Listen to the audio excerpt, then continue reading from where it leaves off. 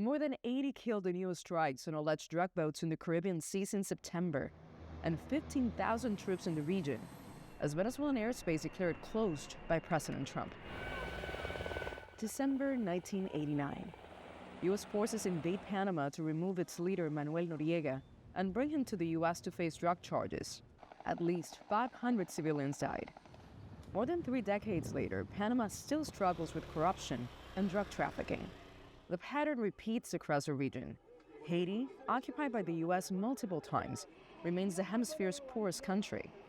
The 1983 U.S. Grenada invasion and the 1973 U.S.-backed military coup in Chile killed thousands, creating migration waves still felt today.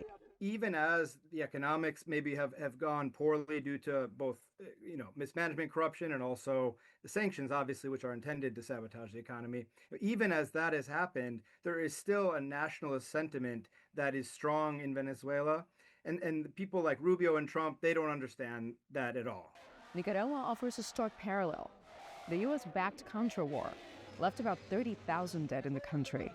Unfortunately, the National Guard has been used for the last 40-some years as the instrument of domination for the United States of America.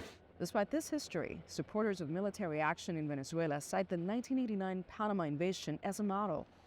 Analysts warn the comparison is misleading. Panama is an incredible example because the U.S. had over 10,000 troops inside the country at the time. So they were able to simply move those troops into place. There was no invasion needed. Of course, Panama was a tenth of the size population-wise at the time, and it's a very small country where the U.S. had a major role. There's almost nothing similar about it other than the drug kind of pretext for it. Some Latin American governments remain notably silent over the military buildup, wary of U.S. unpredictability.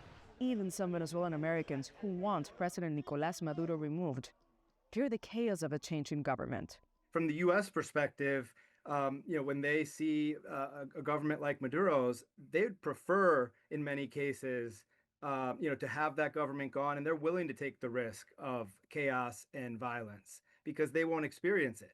But for Venezuelans who have ties to the country, even if they really are strong opponents of Maduro, they're going to have concerns about that because their families are going to be the ones impacted. 70% of Americans oppose military action.